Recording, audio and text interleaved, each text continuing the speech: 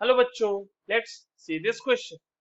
Find the total number and B says the total mass of neutrons in 7 milligram of C14 carbon. Assume that mass of neutron is equals to 1.675 into 10 to the power minus 27 kg. चलिए इस question को solve करते हैं बच्चों. और सबसे पहले तो ये देखते हैं कि इस क्वेश्चन को सॉल्व करने के लिए हमारे पास कौन से की कॉन्सेप्ट की जानकारी होनी चाहिए. देखो ये सवाल बहुत ही बेसिक से सवाल है और मोल कंसेप्ट के बेसिक जो कंसेप्ट होते हैं वो हमें यूज करने होंगे इस क्वेश्चन को सॉल्व करने के लिए. ठीक है, तो देखते हैं क्या क्या चीजें इसमें यूज होंगी. बट सबसे पहले हम क्यों ना कार्बन 14 में नंबर ऑफ न्यूट्रॉन का, एक एटम में नंबर ऑफ न्यूट्रॉन कैलकुलेट कर ले. देखो कार्बन 14 कहने का मतलब कि कार्बन का मास नंबर 14 है, बस इसका एटॉमिक नंबर 6 ही होगा. ठीक है, ये एक आइसोटोप है कार्बन का जहां पे मास नंबर डिफरेंट है, एटॉमिक नंबर सेम है. नाउ जो एटॉमिक नंबर है यानी कि Z जो है, Z इज इक्वल टू तो 6 हो गया और A जो कि मास नंबर होता है वो इज इक्वल टू हो गया 14. अब समझना, Z जो होता है atomic number that is equal to number of proton. तो प्रोटोन तो इसके पास 6 है और A जो होता है वो होता है number of proton plus number of neutron. ठीक है, ये नंबर ऑफ न्यूट्रॉन होता है.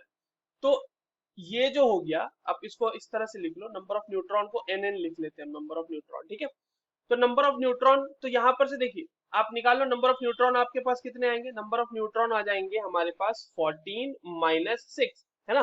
मास नंबर में हम प्रोटॉन के नंबर को माइनस करेंगे तो यहां पर से ये कितना आ जाएगा बच्चों हमारे लिए? ये आ जाएगा हमारे लिए 8. तो 8 न्यूट्रॉन है एक एटम में कार्बन 14 के. बस अब आगे बढ़ते हैं. हमारे पास मास दिया हुआ है, उसका मास कितना दिया हुआ है? तो मास ऑफ C14 कार्बन हमारे पास दिया हुआ है 7 मिलीग्राम.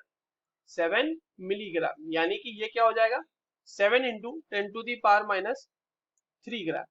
तो इसका मतलब इसके नंबर ऑफ मोल्स कितने दिए हुए हैं? Number of moles of C14, number of moles of C14 हो जाएगा given mass upon molar mass. अब देखो C14 की बात हो रही है तो इसका मोलर मास क्या हो जाएगा? 14 ग्राम पर मोल. इसका मोलर मास हो जाएगा, एटॉमिक मास को हम ग्राम पर मोल में रिप्रेजेंट कर दे तो वो मोलर मास होता है. तो ये हो जाएगा 14 ग्राम पर मोल और ये वैल्यू कितनी आ जाएगी हमारे लिए? ये वैल्यू आ जाएगी, ये आ रही है 0.5 into 10 to the power minus 3 moles. ठीक है, इतने मोल्स आ गए.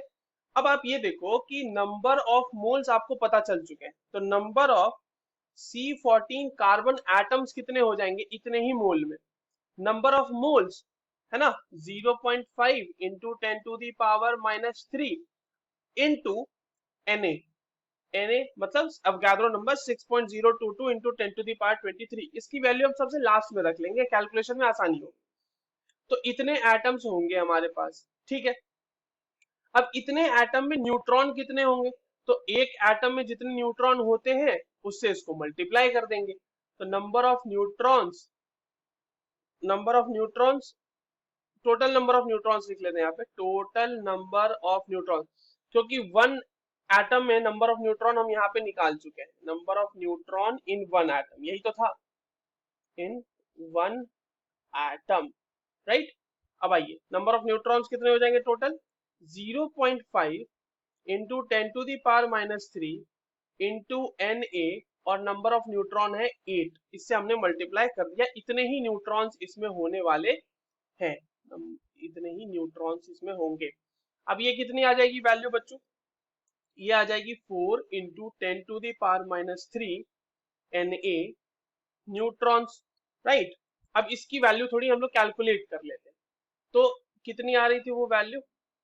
4 into 10 to the power minus 3 into 6.02 into 10 to the power 23 neutrons. हमने अवोगाड्रो नंबर की वैल्यू यहाँ पे पुट कर दी है.